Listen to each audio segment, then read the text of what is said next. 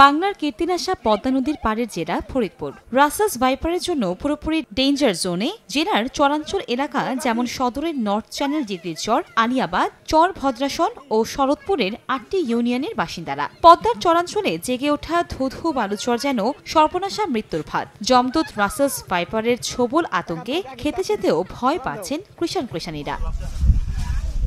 এবছর প্রচণ্ড দাবদাহে বাদামে আশানুরূপ ফলন তো নেই, তার উপর রাসেলস ভাইপারের উপদ্রব বেড়ে যাওয়ায় দিশেহারা চাষিরা। ভয়ে খেতে যাচ্ছেন না শ্রমিকরা। জীবনের ঝুঁকি নিয়ে স্ত্রী সন্তানদের সাথে নিয়ে ক্ষেত থেকে বাদাম তুলছেন জমির মালিকরা। সারা বছরের সংসারের খরচ চালাতে বাধ্য হয়ে ঝুঁকি নিয়ে বাদাম তুলতে হচ্ছে তাদের। বাদামি ফলন তো কম ধরছে, পানিতে তলায় যাইতেছে, আমাগো লসের জন্য তবু আমরা বাদাম করা টাইমে দুনিয়া আবাতি উঠেছি। ভয় আছে, কত জনরে মাইরে ফেলাইতেছে সাপে কামড় দিয়ে।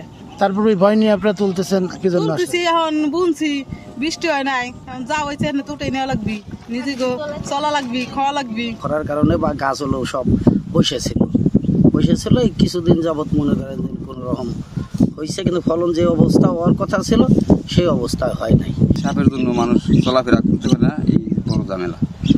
সাপের এই জীবনের ঝুঁকি নিয়ে সাপ শুধু না করে আমরা জীবনের ঝুঁকি নিয়ে মাঠে পড়ে থাকি। প্রতিদিনই চরাঞ্চলের আশপাশ থেকে উদ্ধার হচ্ছে একের পর এক বিষধর রাসেলস ভাইপার। সাপ থেকে বাঁচতে কৃষকদের খেতে মশার কয়েল জ্বালিয়ে কাজ করার পরামর্শ কৃষি কর্মকর্তার, কারণ ধোঁয়া সাপের চোখে গেলে দ্রুত সরে যায়। অন্যান্য সাপ কিন্তু কামড় দিলে পর ইসে নিয়ে গেলে পর কিন্তু একটা হয়, আর এটা কিন্তু টাইম দেয় না। আর এই সাপটা যেন আপনার সবসময় যে দেখা যায় তাও না, কিন্তু সারা বাংলাদেশে যে আপনার বৃষ্টি হওয়ার কথা ছিল সেই বৃষ্টিটা কিন্তু সময় মতো হয় নাই, এবং বাদামটা কিন্তু বালুর ভিতর হয়। বালুতে যদি গরম হয়ে যায় তখন কিন্তু ওই গাছটার বাড়তে পারে না, গাছ কিন্তু ছোট থাকে।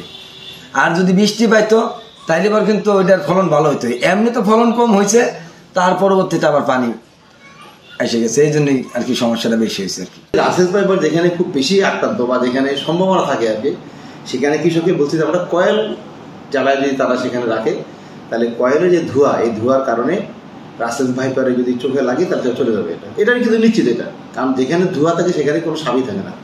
তো এইবারে আমরা কৃষককে পরামর্শ দিচ্ছি, এবং আমরা অনেক জায়গায় দিয়ে কিন্তু কৃষক বেশ খুশি হয়েছে, তারা বলছে যে হ্যাঁ রাইট, এটা দিলে সেখানে রাসেলস ভাইপার থাকে না। এটা একদিকে ফলন ভালো না হওয়ায় অন্যদিকে চন্দ্রপোনার উপদ্রবে ক্ষতির দুশ্চিন্তায় চাষিরা। চলতি মৌসুমে জেলায় প্রায় 82 কোটি টাকার বাদাম উৎপাদন হয়েছে। সময় সংবাদ, ফরিদপুর।